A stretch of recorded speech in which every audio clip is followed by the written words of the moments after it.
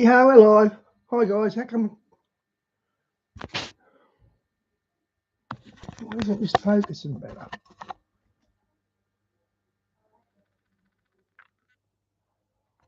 Okay.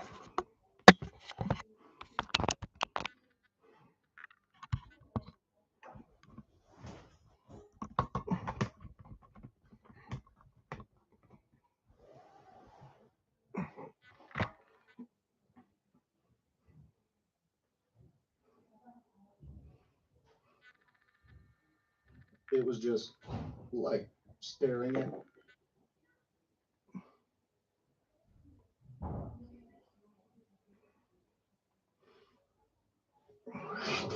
Merkel Media.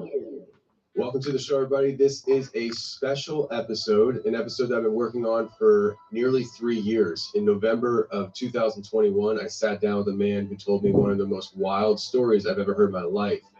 And usually, Hey, Phil, good to see you, mate. To pull at, but this episode recording, there were threads. I'm going well, brother. What about you? And the more I pulled at the threads to uncover whether he was telling me the truth or not, the more I realized he was telling me the truth, and there were other people to validate his experiences. Now, some of the people, in fact, many of the people that I spoke with so far, many of them do not want to be on the show and don't want to be associated with this story. He's willing to be associated, but he wanted his face blurred and his name changed. In fact, we have changed several names from this story to protect the identity of the people involved. But this is absolutely one of the most wild stories I have ever heard in my entire life. We're going to be talking to Russ today about the time that he met a man named Ron, and him and Ron became friends, and some things happened that left Ron with no other options but to fill Russ in on what was going on in his life. The granddaughter, Ron Phil? spent years traversing realms, going to other places and working for other entities. This is something he started doing through the lucid dream state, but then got so advanced that he could do it immediately from a physical realm to a spiritual realm instantaneously. He has done this in front of Russ, and Russ comes on today to share what he saw and what he experienced with Ron. Remember, Russ is not the only one that saw Ron do this, and Russ is not the only one to convey that to me. This is a story that is evolving over time, and I am constantly looking to pull at more threads to uncover more information.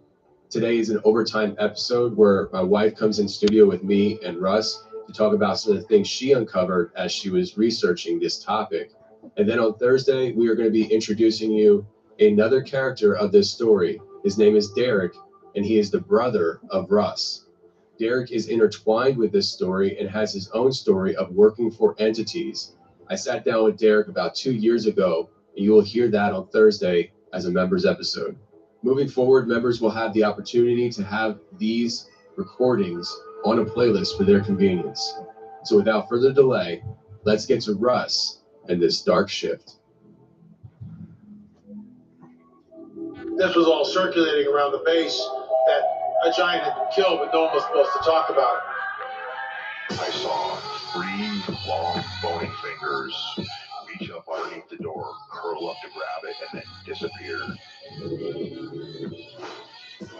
When he came over to me, dude, he slithered over to me. And this giant comes out of the cave, and they're all frozen. And he starts running and firing at the giant. So the giant moves. He's got a spear in one hand, and he's running really fast. And spears Dan and holds him up like this. Somebody yells, shoot him in the face, shoot him in the face. They basically decapitate him. Got person. When he got about 15 yards away from me, I raised that 12 gauge and I plugged his head up. I feel something pulling at my leg, and I look over, and there are 2 small gray entities pulling at me. And they're literally, I'm getting pulled off the bed. I reached my hand into this bush and I touched air. Couldn't breathe and I couldn't move because I know I'm seeing a monster. All right, today we got Russ in studio. Russ, what's going on, man? Not too much. How you doing? I'm good, man. I'm good. So we're going to lay some groundwork here before we launch into things. your name is not Russ. Oh, she's the Your only name has been one. changed several times publicly. I've called you different names throughout the last 3 years or 4 years, however long it's been. It's been a while. Yeah. I think it's probably She's got a whole closer to life ahead of 3.5, her, Phil. 4 years now. And you are here to record Not that we're going to be here. the story that people hear about. The story that I talked about for the first time publicly on Sam Tripoli's show, where I talked about you and Ron and that wild story that just lit a fire in people. You're here to talk about it today. And what we're going to do is, I don't want to release publicly the recording that we did the initial time, because a lot of things have changed, especially on the technology side that we use. And I thought it'd be best if I just had you come down here to the studio and record this in person on good microphones, looking in each other's eyes, gazing into each other's eyes. So if nobody is familiar with what I'm kind of hinting at, you'll be very familiar in a few minutes as things develop with this story. But just to let people know, I heard this story before I even moved to Tennessee, and it was the genesis, not the genesis, I'd say, but it was a very large launching pad for me into understanding that my assumptions about how things operate between Hey, Lars, good to realms see you, and mate. things crossing through Missed you last 2 days. were very accurate, and you provided details as to not only how things can come here, but how people go there.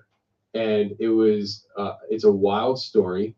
And what I want to do is start off from the very beginning, because I remember when you and I sat down together, you said you never had a paranormal encounter until that one night you were with your friend at his parents' building that they were, I guess, renovating or something.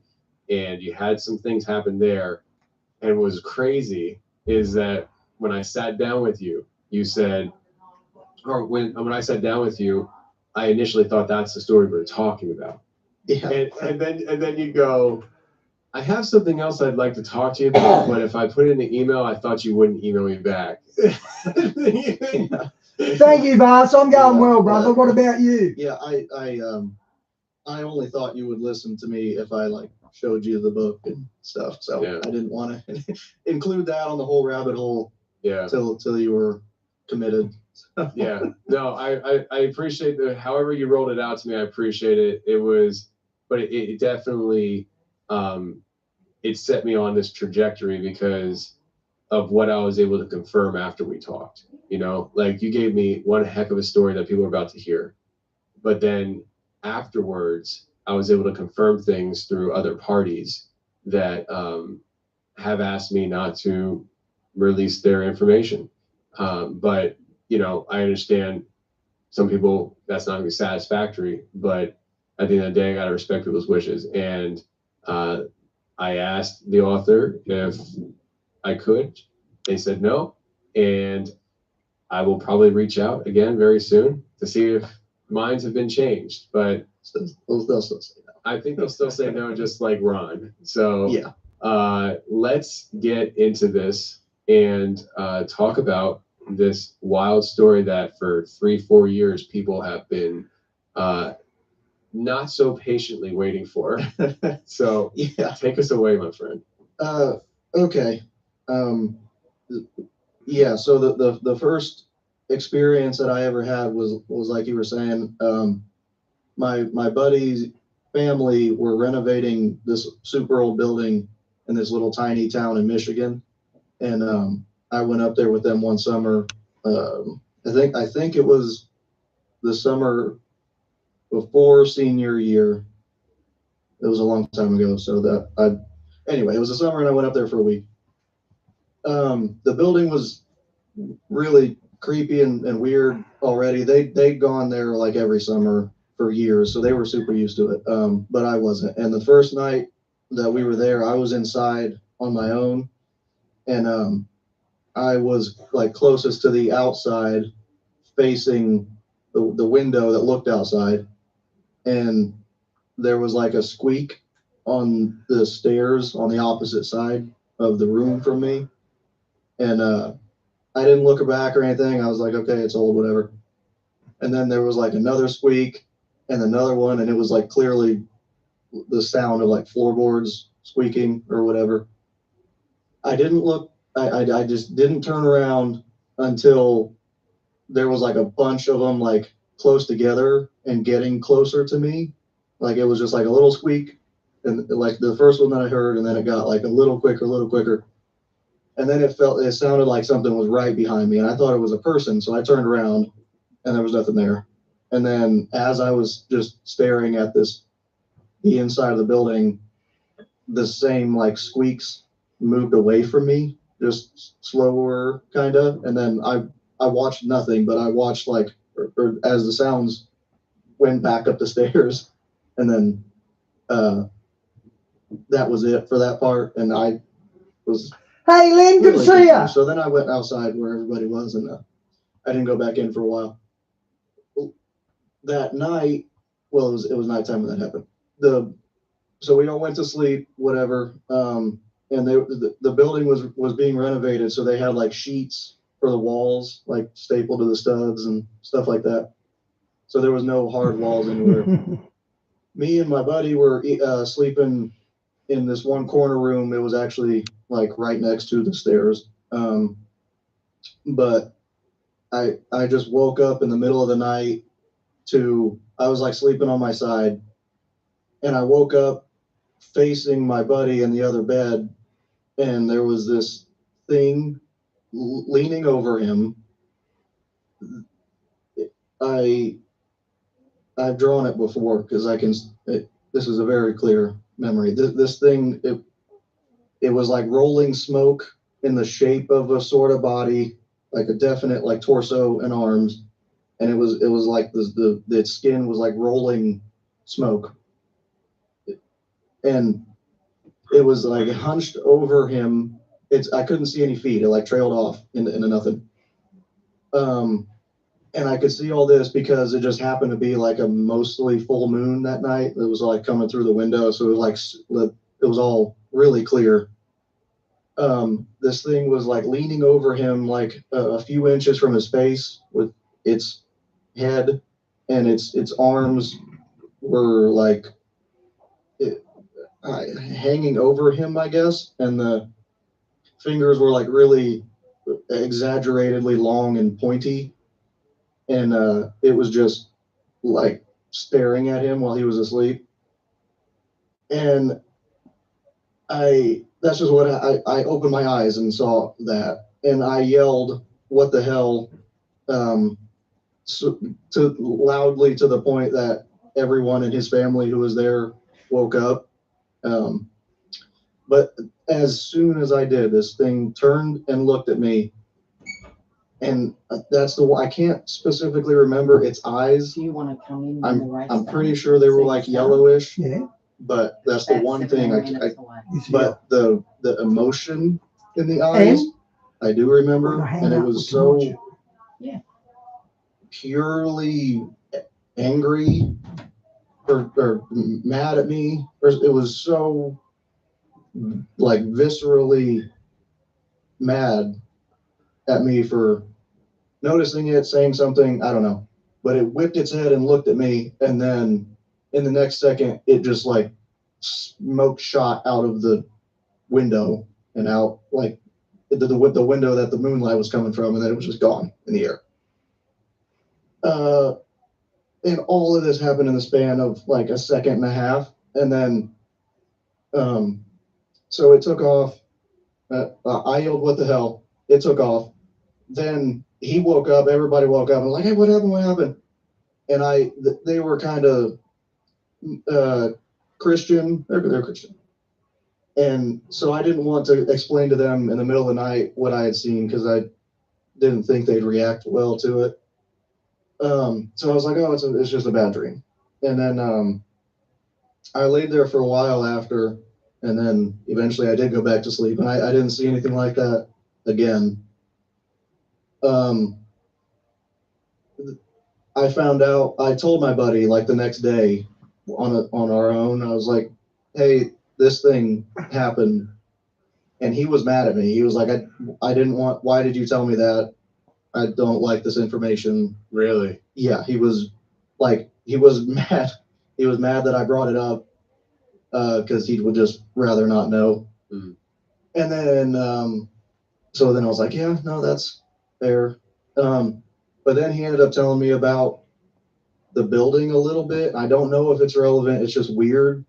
One, there was like the basement was like unfinished, and it was like used as a slaughter room or something at one point. It's an old building, like a 150-year-old plus building, and it had like the basement had like stone arches for the doorways and stuff. Like it was old, and that basement was horrifying. It was just being down there was really, really sketchy. In addition to that, they discovered while they were tearing into the building, there was a room under the stairs that was like maybe like an 8 foot by 8 foot room, give or take, all white, no way in or out, no window, and in the middle of it was a table with a bag of Legos on it. And they accidentally busted a hole in the wall of it. That's the only way they found it. No one knew what that was for, ever. And then I found out that during the process of their renovation, there had been like 3 layers of siding on the outside, and the deepest layer, so like the first layer, had a giant metal Freemason symbol on it. There you go. And There's a problem. Because I was like, oh shit, where's it at? And they gave it to somebody, I don't know who, but I found all that out after those 2 incidents that night. And again, I don't know if that's related. I don't know if it's the building. The building was weird. That's all I know. Should I stop talking so you can No. like ask? I don't know how you want to do this. So You're fine. it's Because I know that's the end of the story that I thought I was getting. Yeah. Because when I sat down with you, I was like, this is gonna be about a 20-minute interview, and I figured it because I have back then I had like this whole list of like growing file of short interviews that I would just paste together and make one episode out of it. That's what I thought this was gonna be. And then before we started recording, you're like, I got something else I want to talk about, but whatever. We're now at the point where I was like, okay, let me hear your other thing. Maybe we can get a whole episode out of this, and that's what I thought. And little did I know that you were going to give me something that confirmed so many suspicions, and they also said things that I had never heard before. So I guess what we'll do is we'll start going into that, because what we just did was lay the groundwork of your first paranormal experience, which was that weekend that you were there. Up to that point, as far as you remember, you never had any other crazy stuff happen, right? Yeah, no, Okay. that I could remember. Yeah. So up to that point, did you have any thoughts on the paranormal? I'd always thought it was kind of cool, but I hadn't experienced anything. So I was like, I always believed that there was something that we just didn't know, but I hadn't thought about it a whole lot at that time. I was kind of more into like aliens and stuff, not necessarily paranormal stuff. Yeah. And then and it will, be revealed later, but my brother, we grew up in the same house where he had all of his shit from the time it was several years before this incident. And we like lived in the same room and all this stuff. And I had never experienced anything in there. Yeah. Which, by the way, before we go any further, just so the audience knows, because once we start this train moving forward, we're not putting brakes on it. We're going to let you just rip into every little detail you remember. I want to let the audience know when they get to the point where they're listening, you talk about your brother. I have already gone and met with your brother in person. We've spent time together. We've talked to each other. Yes, we have recorded together. That will be released later this week. And you and I and him sat down, had a conversation, and he confirms everything that you're about to say. according to what he experienced. And your brother is not the only character in this story. There's several characters. So I think at this point, I don't want to drag it out anymore. I just want you to walk us into, you had this first paranormal encounter. You never had anything before that. You probably thought it was a one-off. That's a strange house. That's a house issue, not anything else issue. And then you meet some people and become friends with them, and it just life-changing. Yeah, and there was one I guess additional little detail that I had forgotten until pretty recently involving that. Like when I first met this dude that introduced all of this to me, we were working together, and I believe that was when so eventually he told me that like he knew paranormal stuff, I guess is how he said it. Mm-hmm. And I was like, oh, that's cool, whatever. And You're talking about Ron. yes. Yeah. And so there was like one day at work, I remember specifically, because he'd made some comment about like he thought maybe Prayers for your health, Lynn. was important in something. That was like all he had said. He was like, oh, maybe you're important in this other area that I know about. And I was like, oh, that'd be cool. Can you like find out? And then there was a day at work, and he was like speculating, I guess. He was like, oh, maybe you're a treasure hunter in this place, the place. And I was like, oh, that'd be cool. Like that's a thing. And he was like, yeah, like I'll look into it. And then he came back like a week after that and was like, and I was like, hey, like you learn anything else? Because at this point he'd been telling me little things about his life and all this stuff before the incident that I'll talk about in a minute. But Metamucil's Daily 4-in-1 Fiber. This daily cleanser supports gut health regularity and cuts cholesterol and sugars. Before that, so he was telling me kind of about his past, and I was entertaining it, so I wasn't shutting him down. So he kept opening up to me, and we were legit friends. I mean, like real tight. And he was what your role is in things. And then one day he came into work and he wasn't talking about that stuff anymore at all when I asked him and stuff. And I was like, hey, like you find anything about me or whatever? And he's like, yeah, we're not going to talk about that anymore. And that was just how he said it. And I was like, okay. And he didn't tell me why until later, but when he didn't have a choice. Yeah. So I'd forgotten about that happening up until kind of recently. So it's not in the original. But I guess it's relevant knowing stuff now. But the big thing that kicked everything off one night. Well, before you go into that, so I just want to clarify what you're saying is he did lead on to him having some kind of involvement in something paranormal and strange. Yes. But he just didn't give you the details at that moment, and the details came later. Yeah, he only gave like real minor stuff. Wouldn't name things, and didn't tell me a lot about what he really did. It was more like, hey, I know about this place, and I know a lot about it, and I am in contact with people there, kind of vibe. But he didn't tell me like his real involvement until he was kind of forced to through other circumstances. All right, so with that said, let's get into the story. Start us off from the beginning. That night that things went down, what were you doing? Give us every detail you remember and move us into this whole experience with you and Ron. Okay. So me and him had finished our shift we worked at a restaurant. So it was like 2 a.m, maybe, or 1, something like that.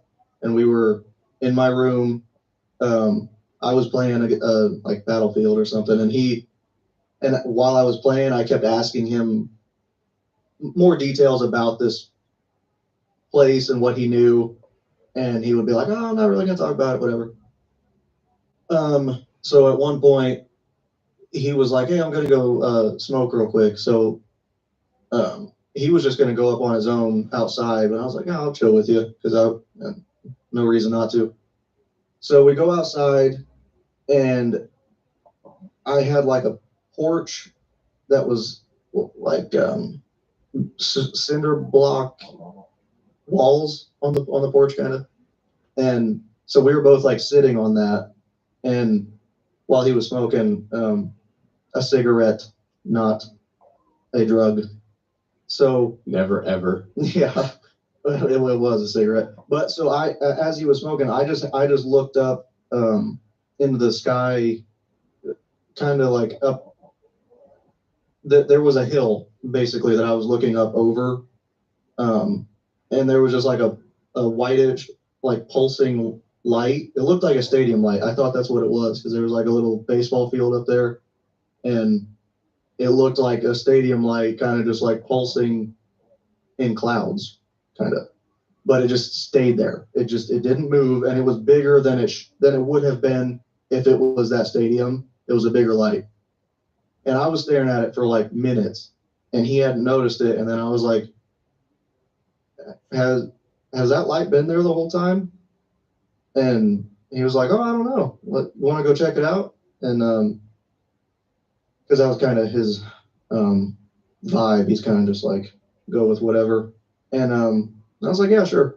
So we got into his car, and he's not from the area, so he did. So I was telling him like, "Oh, turn here," and we got into the car.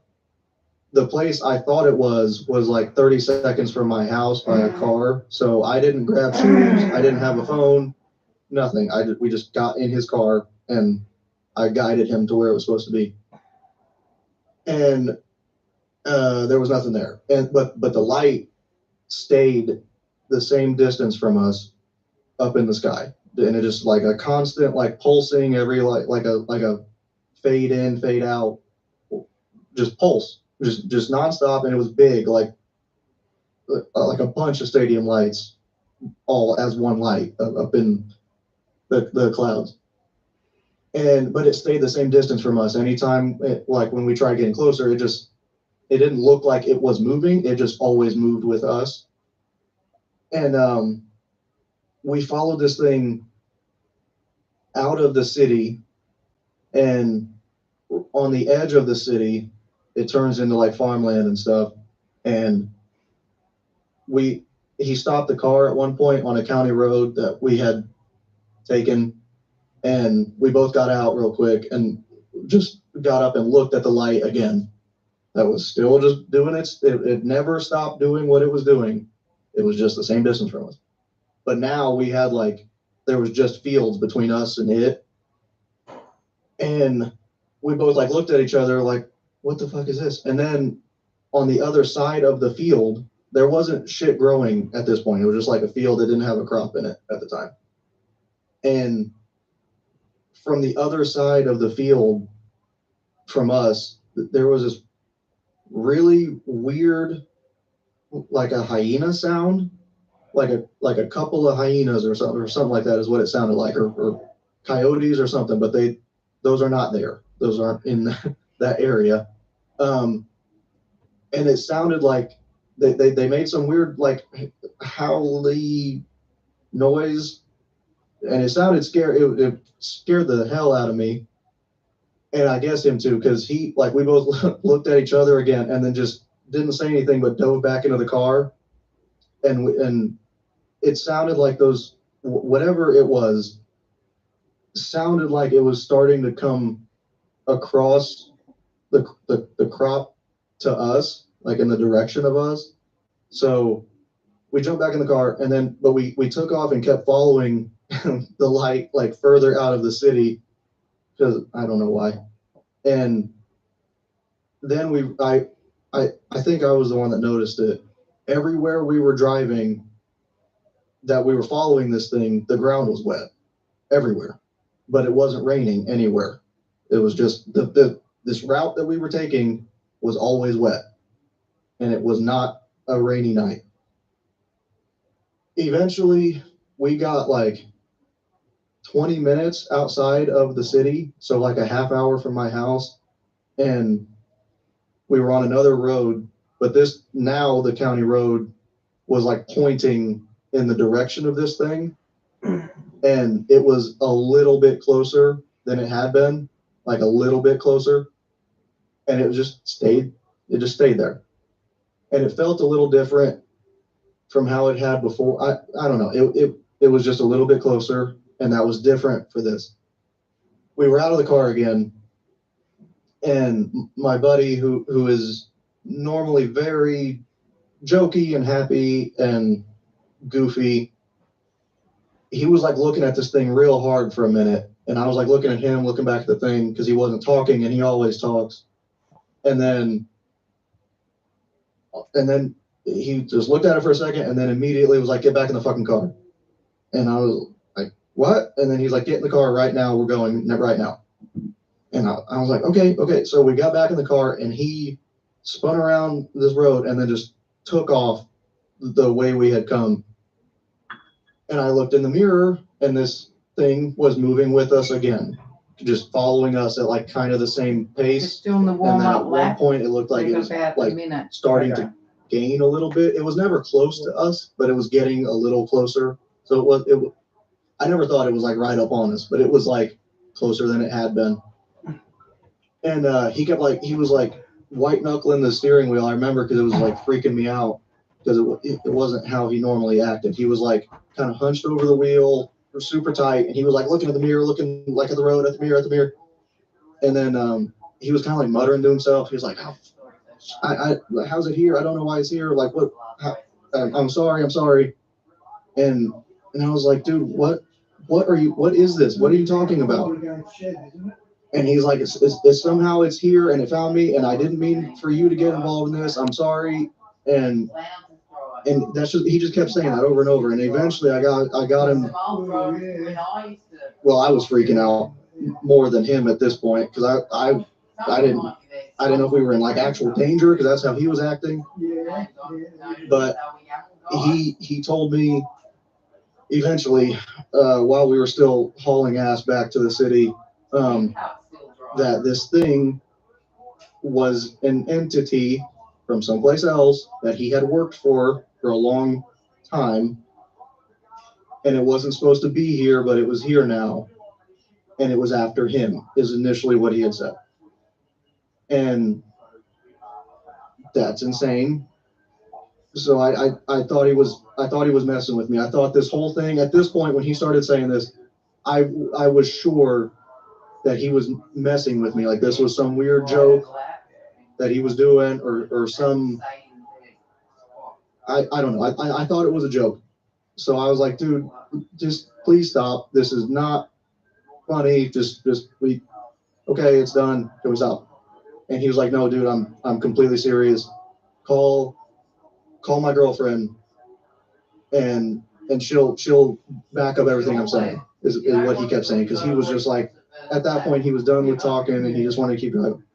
So I called her again, very late, but we had all worked at the same shift, so she was still awake too. And I called her, and all I said was, is it true? Is what he's saying true? I didn't say what he said. And she said, oh, the thing, and she used the thing's name that he did. And then she was like, yeah, that's all true. And again, I didn't give her any information. He didn't talk. She just knew what was happening. And I was still freaking out. And I was like, please tell me, like, this was a coordinated thing. You thought it'd be funny to mess with me. You can stop now. Like, this was a whole thing, a weird joke, whatever. And she's like, no, it's a joke. It's not a joke. Do what he says. He'll make sure you're safe. It's what she was saying. And so I stayed on the phone with her, because at this point I knew her longer, so I trusted her more And I was still tight with him, but I had known her longer. So I was just more comfortable with her in this moment. 'Cause I still didn't know if he was fucking with me. But we eventually got back to my house. She met us at my house. We parked in my driveway, and he said, I'll be back. And he just took the fuck off up one of the, I live like on a steep hill. So there was like a couple hills that led into mine. And he took off up one of these hills so fast. It was faster than a person should be able to move. It felt like, or an Olympian or something, but he wasn't that. He's just a dude. But he just took off into the dark, like there weren't really street lights there, so he was gone. And then I was just standing there with her, no shoes, in my driveway in the middle of the night. And I don't think I even hung up the phone when she was like still standing there. I didn't know what was happening. We just stood there for a minute. She didn't say anything, I didn't say anything. And then from an alley behind my house, there was this insane like scream thing sound that happened. Like it's like something got ripped apart is how it sounded, like an animal or something was just destroyed real quick. And he walked out of that direction of that alley, and he was covered in this weird, I don't know if it was like a dark green or a black something, but it was like patches of it were all over his arms and his shirt, and it was like all over him. It looked like dark blood. It was super dark, so I have a weird memory of it being like greenish, but it might have just been, I don't know. But he had this shit all over him, and for him to come out from where he was, or where he came out from, he would have had to sprint up a hill, up two hills, all the way around the block, and then come back in the direction of my house, and then do something, and then walk out of the alley. All in the span of like not long at all. And he walked out covered in this stuff. She never said anything, and I was like, what in the fuck is happening? Please tell me now. This is and all he was saying, he's like, I'm tired. That thing was put there by the entity. I think it was here to watch you, or to maybe catch me here. It was something like that, but it's gone now. And that's really all he said. He was like, I have to go home. And so then they just drove home. Back. Like while standing in the driveway, they just left. I eventually later, like a long time later, he told me whatever that thing was there for me or my brother after he learned information. And he described it as like the only way that like a person could recognize it, I guess, was like sort of like a licorice entity, like made out of licorice. The entity was like the thing, not what we chased, but what he killed or whatever. Yeah. He said it looks kind of like black licorice, is what he was saying. Like the body looks like black licorice? Yeah. Like this thing just looks like that. So like black Twizzlers or something. I don't know. That was what he said, but he didn't say that for a long fucking time after. So all this happened in the span of like, I mean, I guess we were driving for like 45 minutes, an hour total. And it was just such a crazy shift between like just having fun, goofing off, following this light that was weird.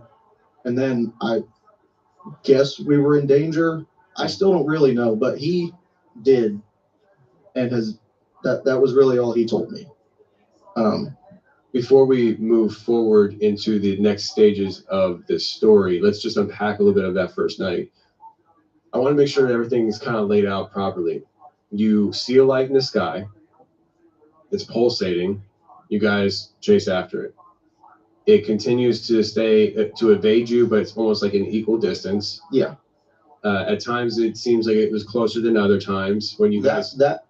It only got closer when we were like out of the city and we weren't around anything. And then I think that was if this thing had a plan, it was that to get us like real isolated.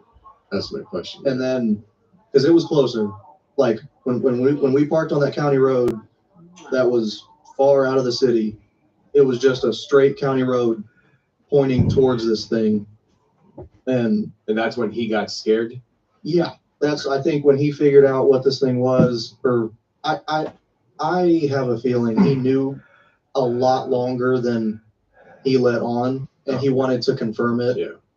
And then he realized, I'm guessing, that was probably its plan. Yeah. Okay. So you guys are out there. You stop the first time. You hear like the howling, growling, whatever it was, across the empty field. Yeah. It was far enough away you couldn't see anything. Thanks, Lynn. Just hearing, right? Correct. Okay. Because it was dark. There was like some moon, but the biggest light was the fucking thing we were following. So like, yeah, even at that point, we were like just out of the city, but there wasn't lights around. So I couldn't see anything, but it sounded like hyena, wolf, coyote things. And then it sounded like they were tearing through the dirt, like at us. Okay. And then that's when we got in the car, but never saw him. I don't want to spend too much more time on this. I could start unpacking, but this because of things that I do know now, as far as the story goes and other things that I've uncovered. So we'll do that another time, whether it's during this recording or the overtime. But you guys are going back to town. You're on the phone with her. She confirms everything to you, almost as if like it was old news to her. Yes, that's part of why I thought it was a joke, because she knew like they had discussed these details and like, hey, we're gonna fuck with him. These are the details that you're gonna say to him. That's why I thought that. Okay, so initially, so you're in your mind, you're trying to find logical reasons. Yes. And you're like, okay, we're following this light in the sky. That's how do they control that? But everything else they could control.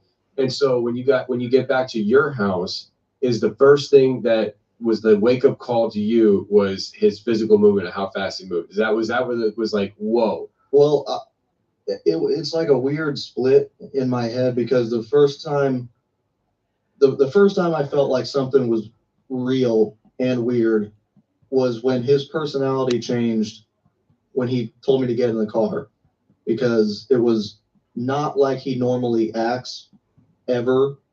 He never talks like that, direct and like pointed. So that was the first time I was like, oh, well, this is different. And then I was like trying to justify it. I was like, okay, joke. And then I would go back to like when he was freaking out driving. I was like, he's scared of something. And then I was Hey, like, Diane, maybe he's just how are acting. And then it confirmed it again when I called her. And then a few minutes after that, I'm guessing you're with your friend Diane. How is she? and I was like, okay, this is a joke. And then we got back to my house and he just fucking took off. Then I was like, he's an athlete, I guess. I was trying to justify it somehow. Okay. So, and then the scream thing in the alley, and he came back with this shit all over him. And then they left. And then I was like, that had to be something. Yeah. Right. And so from my perspective, trying to be in your shoes, I could see how everything could possibly be explained away except for one, the light in the sky. How do you control something like that? Yes. You probably could, if you're setting something up to play a prank on you, set something up to make noises and, oh, he's killing something. But you described how fast he ran. And I want to ask you, you're in a safe place right now. You can be honest with me. Yeah. Was it kind of like Probably a good idea, Diane. She sounds like she needs a bit of help. inhumanly fast, as in like not just an athlete, but almost like Captain America fast. Yes, that's how it seemed like to me. That's why it felt, it didn't feel real. I thought it was like a dream or something at so many points in this, because like these things are happening that shouldn't be happening. He took off we were standing in my driveway, and then he was just gone in this sprint up a steep hill.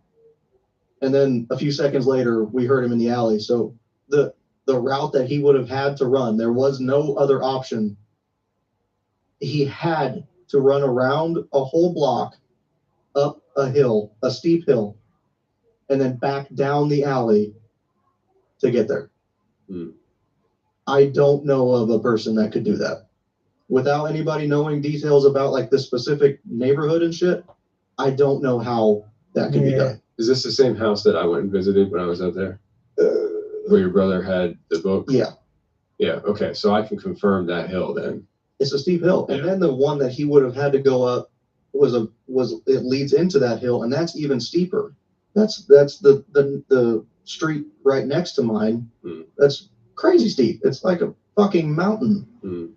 And he had to run up those and then around and down in a few seconds. It's hard to fathom. Yeah, and he could. There was no way he could get there any other way. There was not another route that he could take. Yeah. So, okay. And he just knew. He just hopped out the car and boom, just gone. So that was your first night. Welcome to the weirdness. Let me ask you this parting question from this first story and segment of this large story. You guys go back to the house. You see him run like that. You hear the killing. He comes back in this like black, bloody sludge stuff. First of all, I've heard about it since, and I'll talk to you about it then. But they get in the car and they leave. He's tired. They leave you at your house. Mm-hmm. What were you doing at that moment? What was it going through your mind? Hey, Talia, good to see you. Were you able to go to sleep? Did you go in the house? Were you scared to be outside? I got into my car. So after a few minutes, I just stood out there because after I didn't realize it until we got to my house. But at some point when we got back in the city, the light that was following us was gone. It didn't follow us all the way back to where we started. Like it stopped a couple minutes, I guess, before my house. And I didn't realize that until he was gone. And I looked up and it was gone. And then I just like stood there, and then I just got in my car and drove to my girlfriend's house, who hadn't worked with us that night. So she was asleep. And I just went in there and like laid down with her. She was like, "Hey, what's happening?" Like she was worried. I woke her up, but she was like, "Are you okay?" Okay. And I didn't know what in the fuck happened. So I didn't say anything to her. All I said was, I just really want to be here right now, is all I said. And then I just stayed there. And I was awake for several hours after that, just like awake, staring at the ceiling. I imagine. Yeah. Yeah.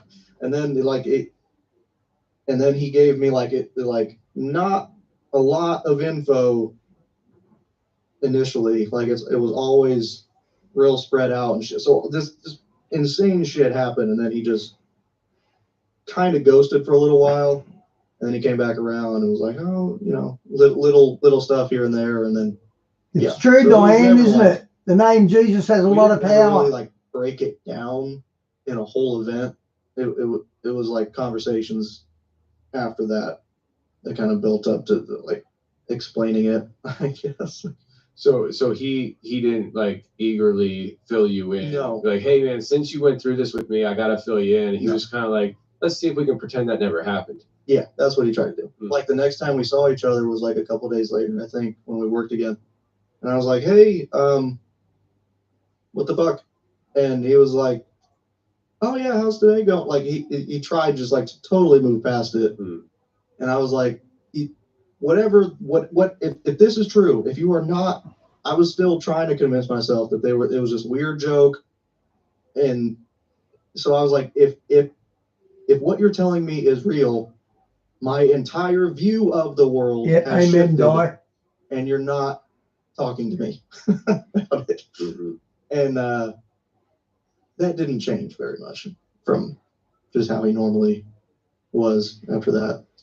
All right, so it's hard to get information out of him. Take us into, how did you start getting information out of him? Where does the story go from here? Was it another experience, or was he revealing information to you before another experience? So like before all this happened, when he was telling me he knew about this other place, whatever, basically like an upside down type thing, connected to dreams, and he could go there, and he spent a lot of time there. And again, all of this information came in like little chunks randomly. And he spent a lot of time here. That's how he, or at this other place, and time works differently there. So every night when he would sleep, from the time he was like 11 or 12, he was going to this other place and then spending like weeks, months in one night there, in a body that was like waiting for him when he went to sleep. And that was where he met this thing, the thing that we were following. He called it Sugent, and I haven't heard that anywhere except for him saying that. But that's what the light was. And he worked for that thing for a long time there, like years and years. He was like this thing's right hand, enforcer, whatever. And he tried getting out of that life, I guess. Well, there's a lot of stuff with that. But so he thought he locked this thing out from being able to come here. That's why he was so surprised that it was here. And that's why he was so freaked out, because he thought there was no way that it could happen and all that. But then it was just there. So That's what he's telling you. But at some point, he tells you how this all starts for him. When did that happen? When did you start getting a full picture as to it? Or was it when he gave you the reading material? Yeah, it was kind of that. I can't say like, oh, it was a week after this, whatever, but eventually he told me about the dreams and doing all the stuff in the dreams and the training and whatever he went through.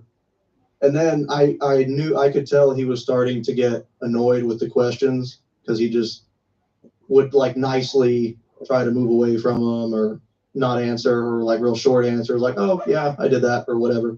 At a certain point, his mood changed after that thing showed up, and he didn't want to talk anymore. Hey, Shawnee, good to see ya. He was more open, a lot more open. So eventually, I just kept bugging him with questions. Anytime we worked together, I was like, hey, this thing, that thing, what's, anything I could ask him.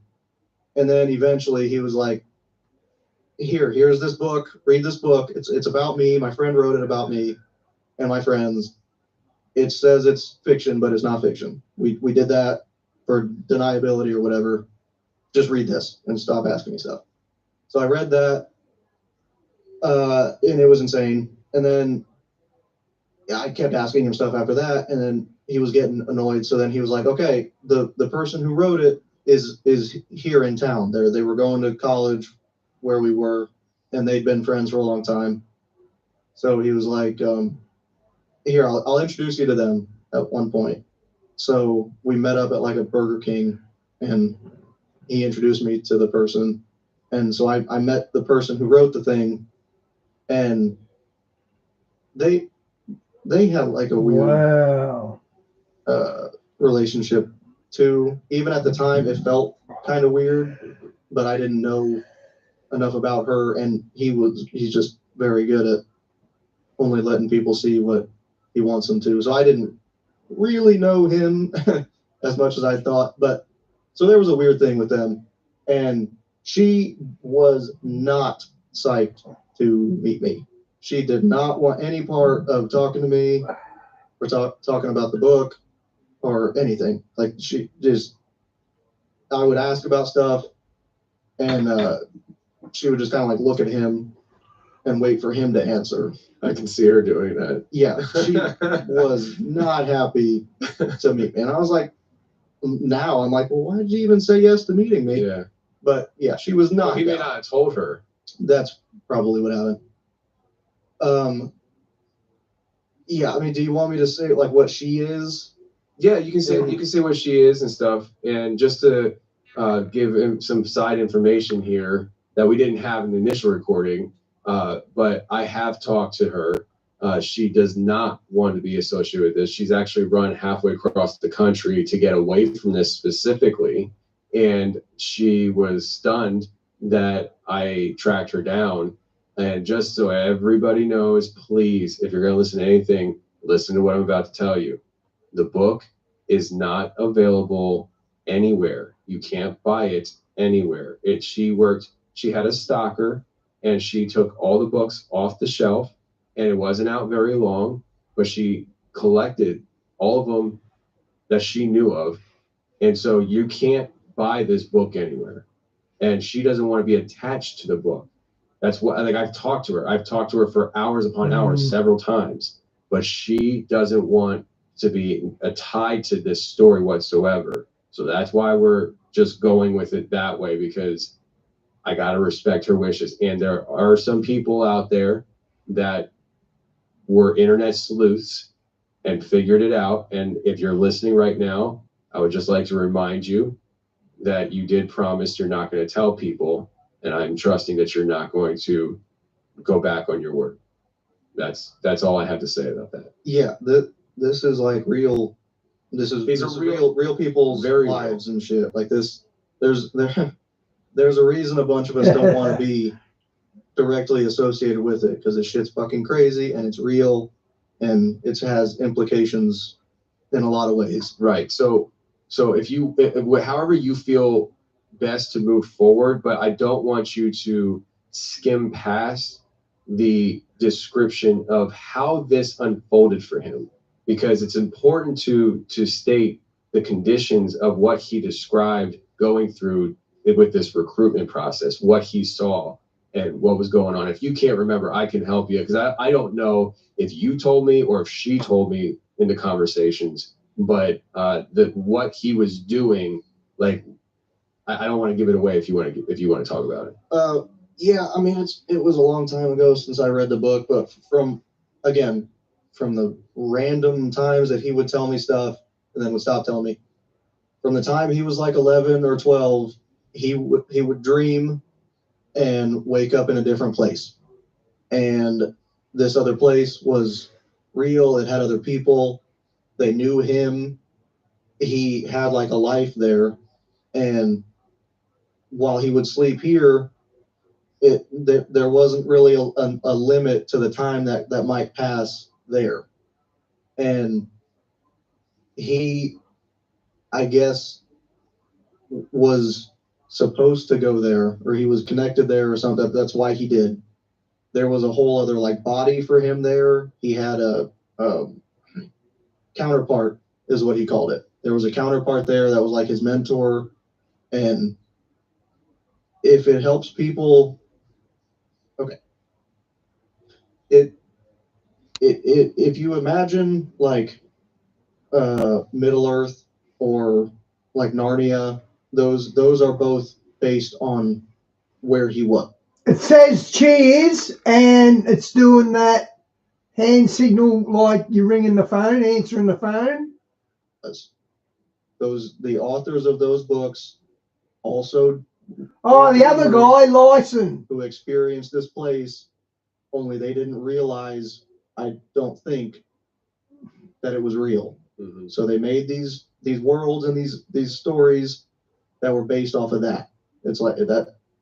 A bunch of media has done this on accident. I think there's a bunch of it. Specific authors: C.S. Lewis and Tolkien. I think I'm pretty sure, based on what I've read, Dean Koontz, Stephen King, probably some. Whoever made Stranger Things. Definitely Stephen King. I personally believe nobody has told, but just from the stories that I've seen Stephen King come up with and the things that he said, and hopefully for the overtime, my wife will be sitting in here. She has more information on this, but some of the things that he has said on how he came up with these stories, he thinks that they were just wild dreams that he dreamt up and he turned into stories. And some of the stuff is like mirror image. Yeah, that's how Dean Koontz is too. But well, Stephen King, he was fueled by Coke for a lot of that writing But time. the Coke could be a vehicle on how you shift there. It could be. I think there could be aspects of different drugs and shit that could work. I guess he's not showing his face because they just talked about the girl involved with him and she got hassled and tracked down and stalked. So I'm guessing that's why they're incognito. But so the one who wrote the book is another one. My buddy had a name for them. They were like it's not like a spectator. Right? Yeah, something like I guess a scribe kind of. They were people who through a natural ability know this stuff, and she was one of them. And these other people are like that too. Other people like my friend is not that. He had a different purpose and a different reason for being there. So that's kind of the context of that. When he started going there when he was a kid, initially he was like, "Oh, this is just cool," because it was like a fantasy world. So there was like crazy creatures and like it was like a book, of a kid just going to a magical place, and they were just fucking around. And then eventually it turned into training for him, where he was trained how to like fight and like fight a lot. And Yeah. so the connection to media, there's a bunch of it.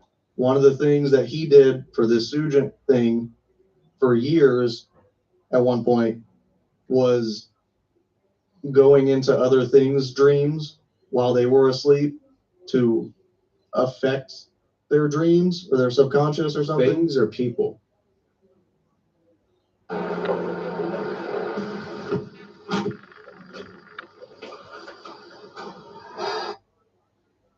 But both. Okay. Like people or things over there, and he could do it here too. And he had a name for them, like dream walkers or some shit like that. But like they could do a lot of stuff in a person's head while they were asleep. That was like what he specialized in for a long time while he was still young in that world. And then he was good at that. So he moved up and got closer to being tighter with Sugent, I guess. And the thing trusted him. He became more involved in like, I guess being a leader of this thing's like army, I guess. Eventually that's what it became. So he was doing that for a long time when he was over there, and he did a lot of bad things, and then met his girlfriend and then started to realize that he was doing bad things, because at the time he just thought this was the thing that was nice to me, so I'm doing what it wants. And then he realized eventually that it was like bad stuff morally. So then he stopped doing that, tried to cut off everything, thought he did, and then that's why he freaked out so much when he came here. Yeah, so he did he lived a long time in that other place, so there was a lot of shit there that happened, but that was kind of the gist of his connection with that thing. Do you remember the recruitment process? Yeah, because like all right, so specifically like the cave environment, yeah, and then what Sugent was wearing, that kind of stuff. Yeah, so the first, as he told me, the first time that he woke up in a dream. A lot better, Shawnee. She still coughed a little bit about an hour ago, but she's a lot better. It's nearly gone. I guess. He was in like a tunnel that was like there was no lights anywhere. He was just in a tunnel. And so he just walked in the direction he was pointing, and he walked for like hours and hours, and it was just like a giant tunnel system. and eventually he came up on this like big open cave where like other tunnels led to, basically like a bigger like domed thing, and it had like a big chair in the middle of it. And as from what I remember, Sugent was sitting. Something was sit. I don't think it was Sugent that was sitting there at the time, but this thing told him that he was special, and it could teach him things, and he could do things, and this thing could show him how to do things. And then he was like, "Oh, cool!" And then he started being able to dream and wake up in this other body, and I've thought I was crazy for over a decade at this point because of all this shit, until I started connecting things that my brother told me eventually. And my brother went through this same fucking tunnel system to find, well, I don't think he found a thing sitting in the chair, but he found like this room, the same exact shit that my friend described. He described, and they had never talked to each other. There was no reason that they should say the same thing. And then you've had people that have said pretty much the same thing. So my segue, just since you bring that up, JR, we've had Yeah. on the show, and that was something that you heard before on my show, because JR said this was an overtime from episode 309. The overtime for it, he was talking about how he was in the middle of having sex with his girlfriend, and then all of a sudden he was gone. He's walking through a tunnel system, and he walked into a cave, like a big opening. And he said that when he walked in, he heard a voice say, "You're now entering the throne room." And then there was an entity dressed in black standing there recruiting him to work for them. He denied it, found himself back in this side, and was never bothered again. Now, my thing here is this. This is something that I just connected a dot to. If it wasn't Sugent that was doing the recruitment, that adds an entire new layer of possibilities now, because all these years that I've been collecting people's experiences that are similar, I've always come across people saying they were recruited by an entity, but just never was Sugent. But Yeah. It sounds like you're saying Ron wasn't, as far as you remember, wasn't recruited by Sugent himself, but he chose to accept, and that's when Sugent came in picture. Yeah, because Wow. Specifically, he did clarify that at some point, because my fucking brother, Who I've met and I've clarified with. Yes, I have verified what you're about to say. Yeah, he had a whole lot of experiences when we were kids that I didn't know. But at one point, he was by himself in the woods at like a park close to my house, and he saw a frog in the woods. So then he like went up to the frog, and it hopped around a tree. He followed it around the tree, and then there was a cat there. And then he followed it around another tree, and there was a guy there in a purple suit, and his eyes were like purpley, like swirly. And this thing offered to teach my brother how to do stuff, how to specifically open portals. That was my brother's natural ability that he didn't know, and this thing could teach him how to open them. That was what he did. So that happened. And then my buddy's girlfriend also ran into this thing at a totally different point, and it was the same like progression of things, like frog cat thing, and it tried getting her to my brother agreed, if that wasn't clear. He was trying, this thing was trying to what? To work for it? Yeah, to learn from it and whatever, because he was like 12. Did he know the name of it at this point? I don't think he knew then. Are we saying the name? We can. Okay. It was Ball, apparently. And my brother's pretty fucking sure of that. The Ball tried to recruit my buddy's girlfriend, and my buddy had prepped her for the chance that something might do this. Something might try to contact her and whatever. So she already knew what this thing was about, and she told it no. And that was the end of that. But my brother didn't say no. But I have a clear memory of my buddy clarifying that Ball, because he knew about Ball. Ball and Sujin are different things. They're kind of like the same power level. It sounds authority level, but they're like lateral to each other, kinda. And Ball's like a little higher, a little laterally, diagonally higher. Higher than Sujin? Yeah. Interesting. I've always had the different perception. I always thought that Sujin was higher than Ball. No, because he was like more concerned with Ball from my memory, and yeah. Could it be that he was more concerned about Ball because Ball wasn't his boss? I think so. I think again, you saying that reminded me for some fucking reason. The Ball and Sujin were basically like the same rank, if you want to call it that, and they were having like an internal little thing between each other. So my buddy spent a lot of years working against Ball for Sujin, and so that was why I know there's a difference between them, and I think part of why he might have been more concerned with Ball is because supposedly Sujin shouldn't be able to come here at all, and it was just a light when I saw it. But Ball could be here multiple times in the same city, 2 different people, and could kind of do whatever he wanted. Yeah. So that's more powerful, I guess. Okay.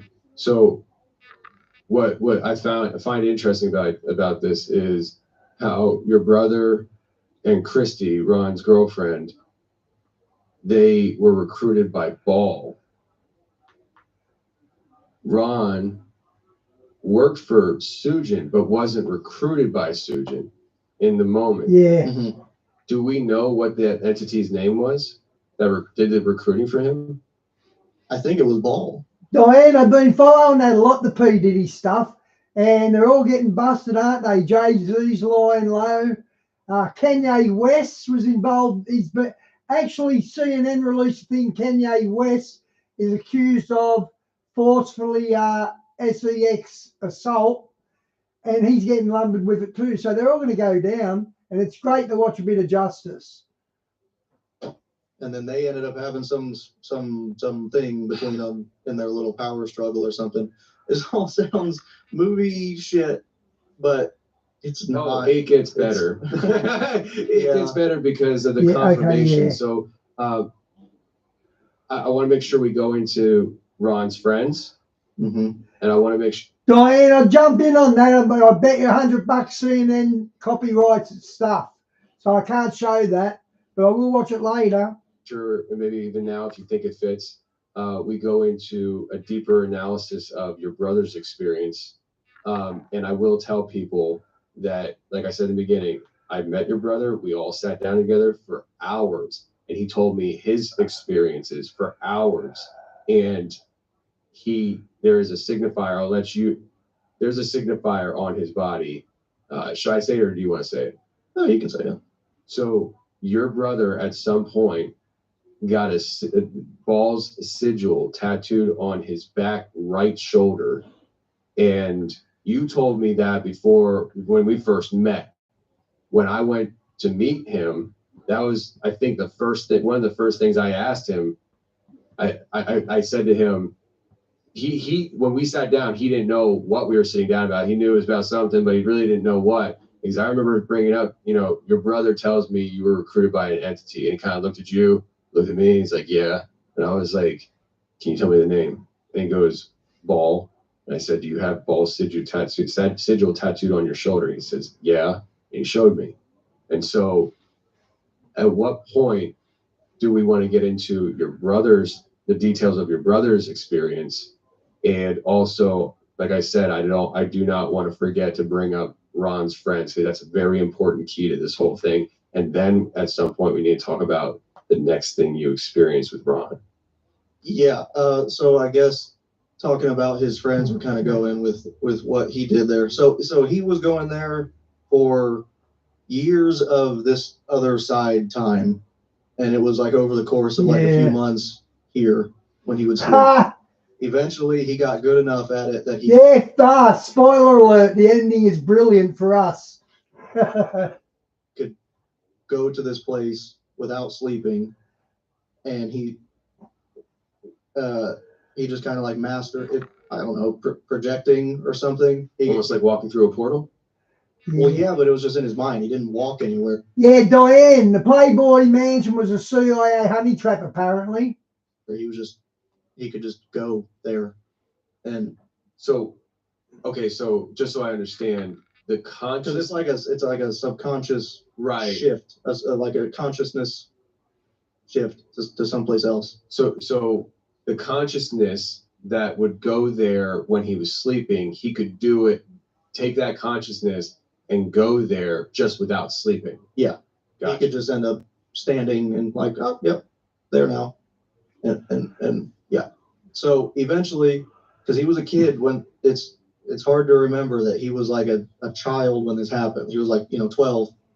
So he eventually got his friends, like 3 or 4 friends, to try with him. Like one night, he was like, "Hey, do this thing. You're gonna dream, and then you're gonna wake up here, and like we can hang out in this cool place." So they did it. They became like a little group of friends there. They could all do different things.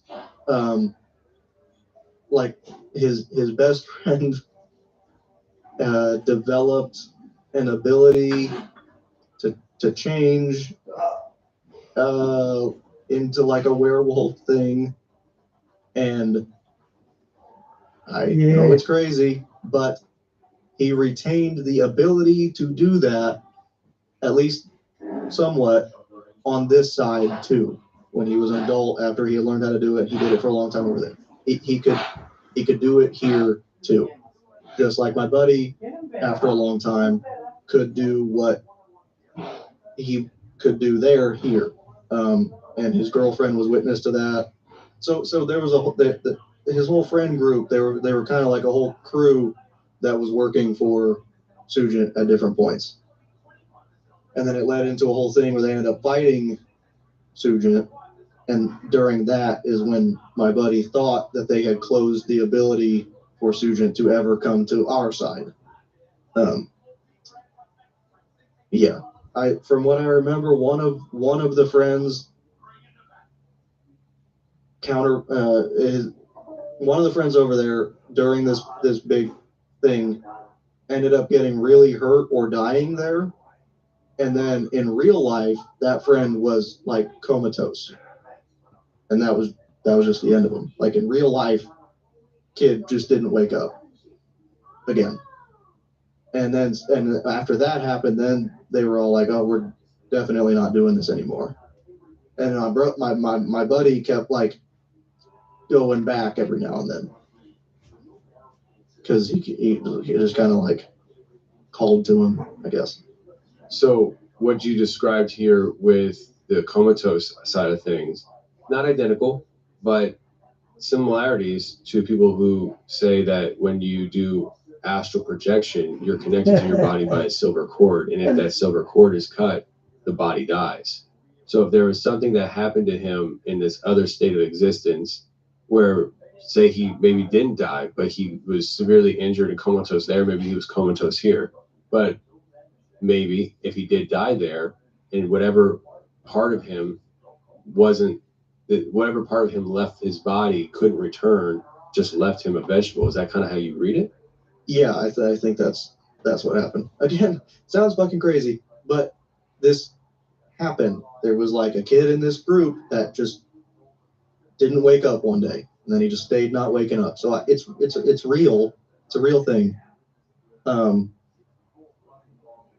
Yeah. So, but the guy who could do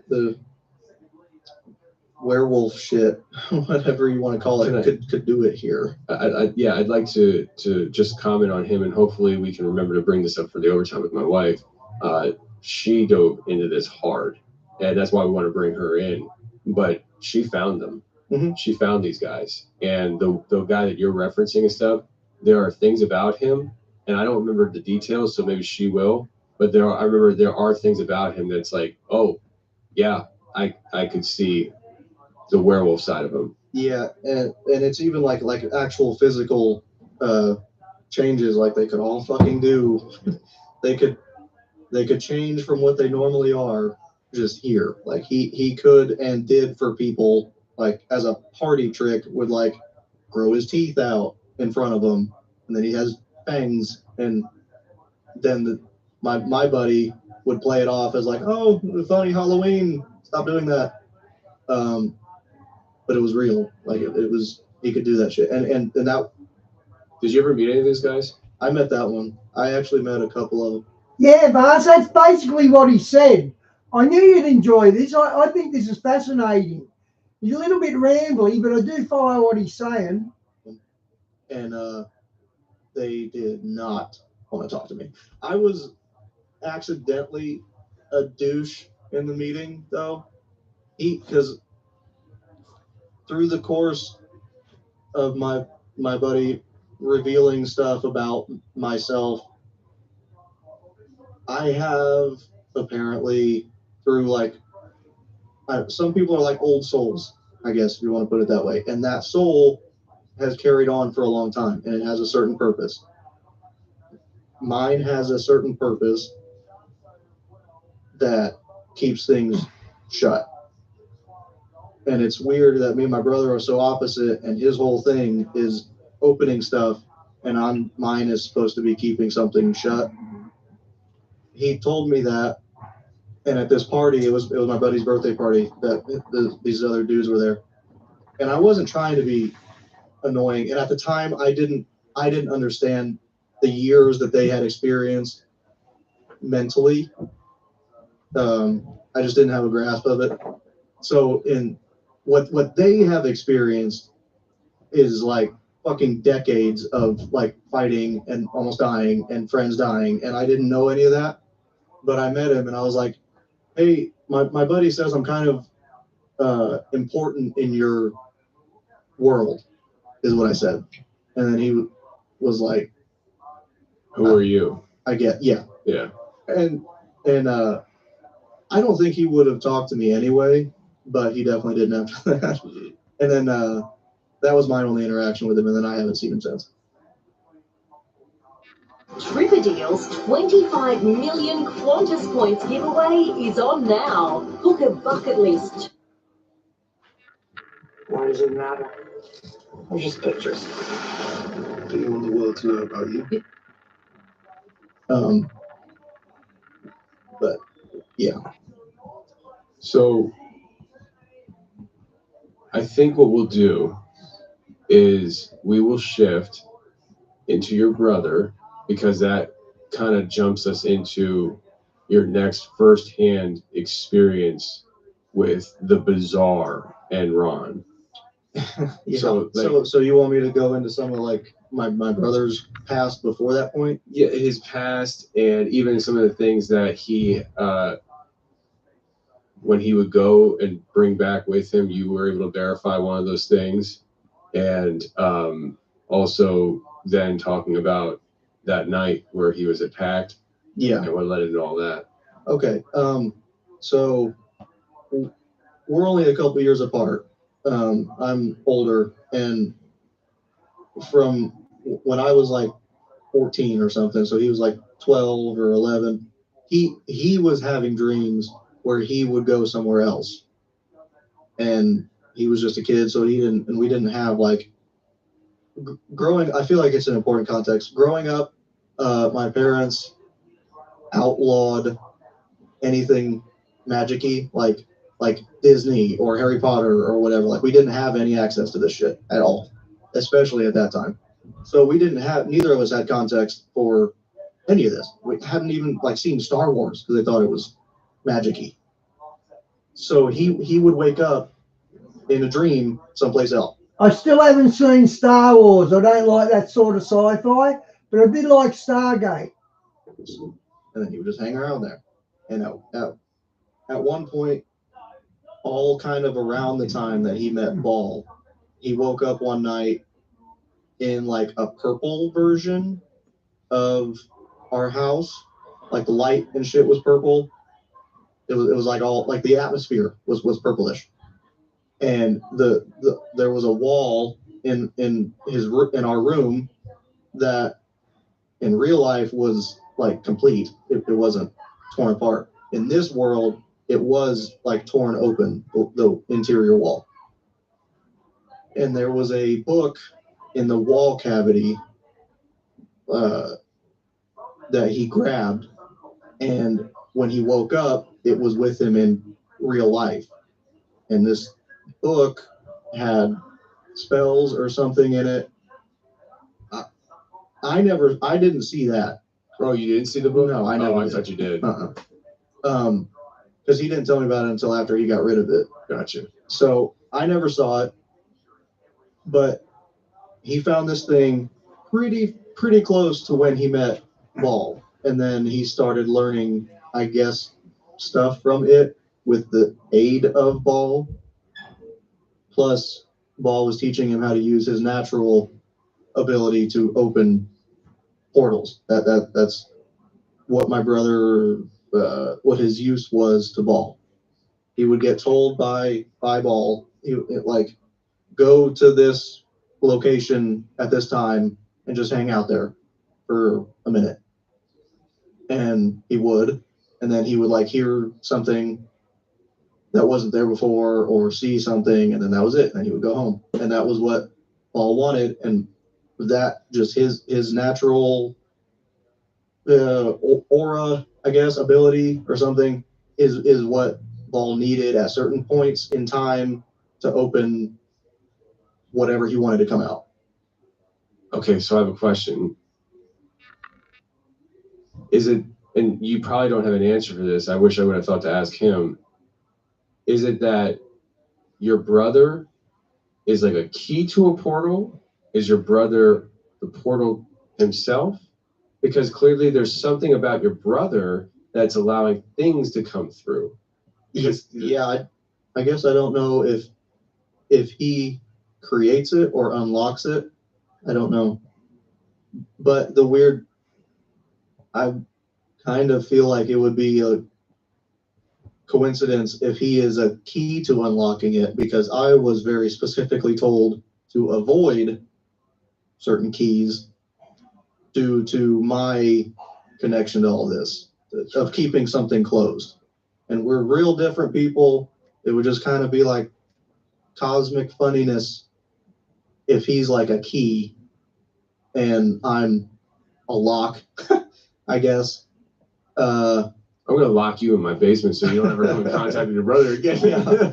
Well, we might be experimenting on you. Yeah. We don't contact each other much, but so I didn't know this either, but like at one point when we were sharing the room that was the same wall with the book in it and shit, there was like a mirror in there on a dresser that I guess always kind of seemed a little weird to me, but I never had any specific reason to like not like it.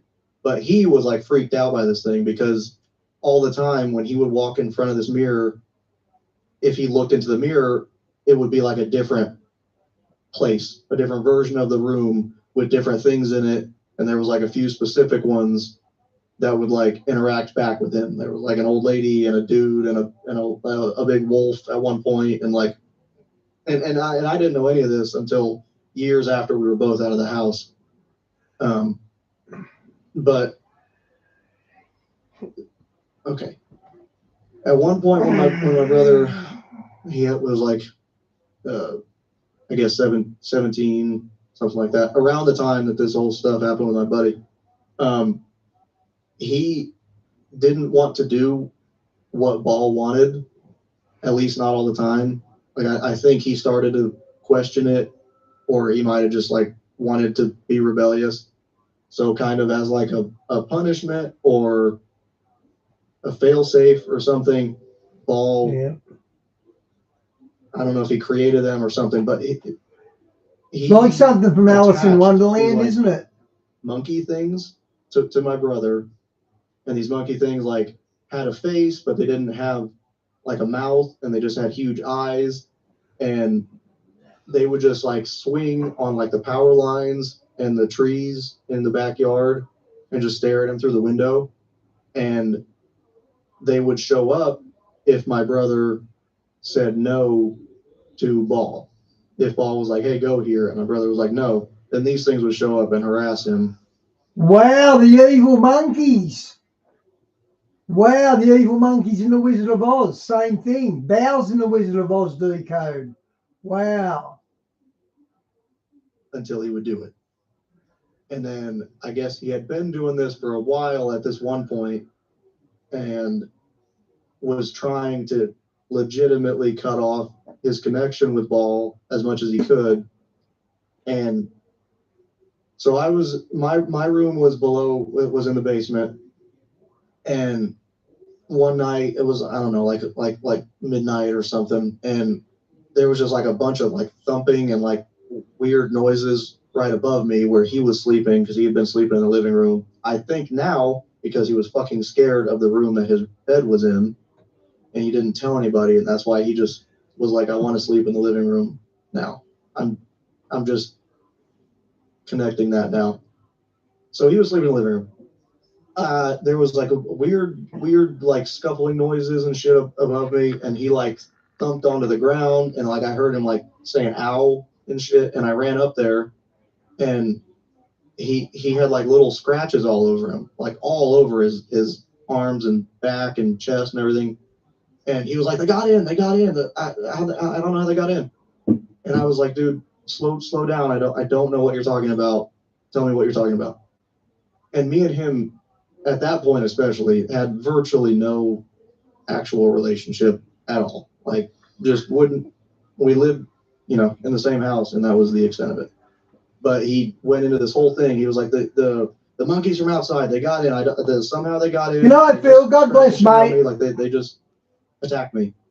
And I didn't know about these things at all, but I tried calming him down. I thought it was a dream, and he had like scratched himself or rolled on the ground and scratched himself or something. But I eventually got him calmed down, and then I went outside and called my buddy because I didn't know who else to call. And I told him just the crazy shit that my brother had just said. Like, some monkey thing, I don't know, got into the house is basically what I told him, because I didn't know, I didn't have any other information to tell him. And all he said was, I'll be there in a minute. Well, he said, I'll be there soon. And this was late, keep in mind, but he showed up like pretty quick in a car. He didn't like sprint here. He didn't fly. No. But we were outside and it was cold, and he was like real serious again, like he wasn't normally. And he told me, things are going to get really weird for a little bit. Just trust me. And there was nothing else I could do. So I was like, okay. And he closed his eyes and he like looked down, and I watched his body change. His legs got longer by like several inches, and I could hear like creaking. I guess bone or something. His fucking skeleton was changing. He got he got way taller, like several inches taller. His eyes changed. His whole fucking personality changed. His arms, like he just got like taller, and he was already kind of like thin, so he got like a lot skinnier because he was like stretched out more. And I know he was fucking taller because after he changed, he just kind of like looked at me and didn't say anything, and I was like, what is happening? And all he said in a voice that wasn't completely different, but it wasn't his normal voice, said, "Your friend is gone. He'll be back." Wow. And so I just stared at him for a while and like a while, and then it was cold. So I was like, I guess come inside or something. So I know he was taller because the stairs down to my room, there was like a ledge that like real tall people would hit their head on. And he didn't have a problem clearing it ever whenever we hung out. But he had to hunch like several inches down to avoid this thing when he came down into my room. He got taller. He got taller. We got down there, and then he just sat on my couch next to me, like with his hands on his knees, and just was staring at the wall in front of us. And that was it. He wasn't doing anything besides that. And I just kept fucking looking at him because this was not my friend, but it's like sort of his body.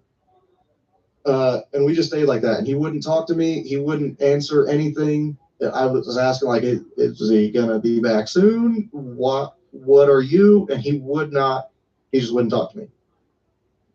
And then like a half hour later, so it was a long time, 40 minutes later or something, he changed again. He looked down, and then he like, I heard him and saw him like change back to his self, and he was like exhausted, like barely awake. And he was like, "The problem with your brother is gone. I'm going to go to bed now." And then he just left and went to bed, I guess. Like he just went home. And he told me before he left not to say anything to my brother, but that the problem was gone. And then he just left. And like the next day, I asked my brother, I was like, "What do you remember from last night?" And he's like, "I don't know. I had some weird dreams, but that was it." And that was it. And he didn't have a memory of anything getting in the house and fucking him up. He still had scratches on it, but he didn't know what they were from. He just made up a reason, I think. So he didn't know. He just didn't know what happened. And I guess for a long time, that was the end of those things. From what my buddy described later, like years later, it was years. He went to an upside down version of my house when he changed, and something else went into his body. He went into this other part, and there was a lot of monkeys like around my house, like a bunch of them, a whole like a lot. And he spent over there like hours fighting these things and murdering them so they couldn't come back inside.